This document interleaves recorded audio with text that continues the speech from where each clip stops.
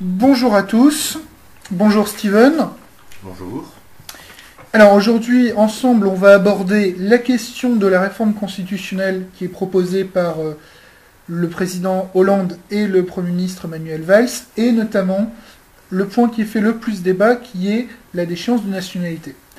Cette vidéo sera également complétée par une vidéo débat avec Steven, mais également deux autres intervenants que je vous présenterai en temps utile, sur la question de la déchéance de nationalité, et je vous renvoie également sur ce point à la fin de l'interview que nous avons réalisée de M. le professeur Mélin Soukramanian, qui abordait déjà à l'époque la question de la déchéance de nationalité avec un avis qui est relativement particulier sur ce problème. Alors, Steven, maintenant, revenons-en à la question. Peux-tu nous préciser en quelques mots le contour de cette réforme constitutionnelle?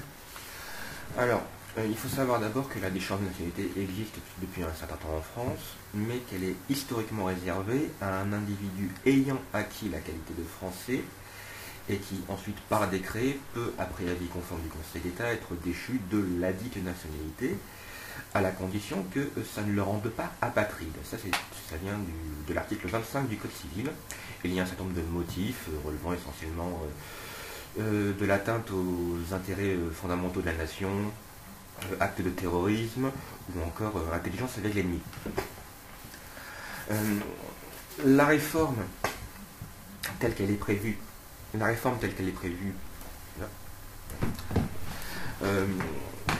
alors, suite aux attentats du 13 novembre 2015, il a été proposé par le président Hollande d'élargir et surtout de constitutionnaliser la déchéance de nationalité ainsi que l'état d'urgence. L'enjeu ici étant de savoir à qui va pouvoir s'appliquer cette déchéance de nationalité. Alors, là où historiquement, donc, ça se limitait aux personnes ayant acquis la nationalité française.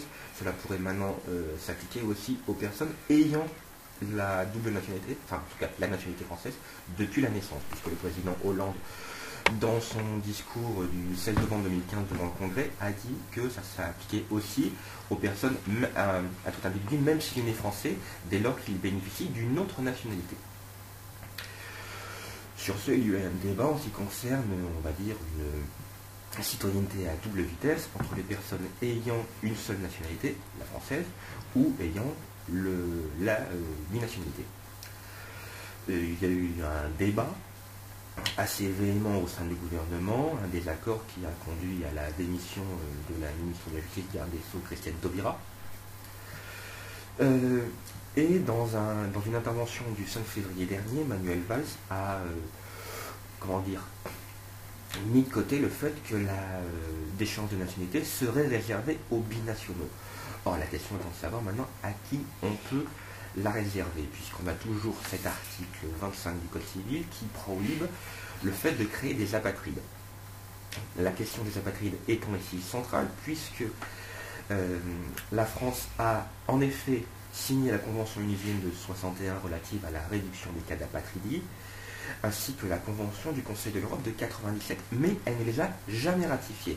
Donc dans ces conditions, elle n'est pas tenue par les engagements internationaux en ce qui concerne l'impossibilité de créer les apatrides autres que cet article 25 du Code civil. La question qui peut néanmoins se poser, et qui est notamment posée par les critiques de cette loi constitutionnelle, projet de réforme constitutionnelle, est la question de l'utilité de cette mesure, notamment dans le cadre de personnes effectuant des actes de terrorisme, qui sont souvent des attentats suicides, qui donc emportent peu de conséquences quant à une réelle sanction de ces personnes.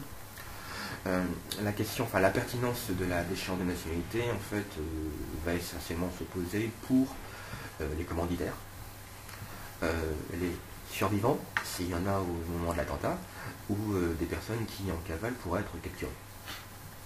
Parfait. Je te remercie, Steven, et je vous invite donc à consulter la vidéo qui va suivre sur le débat autour de cette ce projet de réforme et cette question de la déchéance de nationalité. Je vous remercie, à très bientôt, j'espère.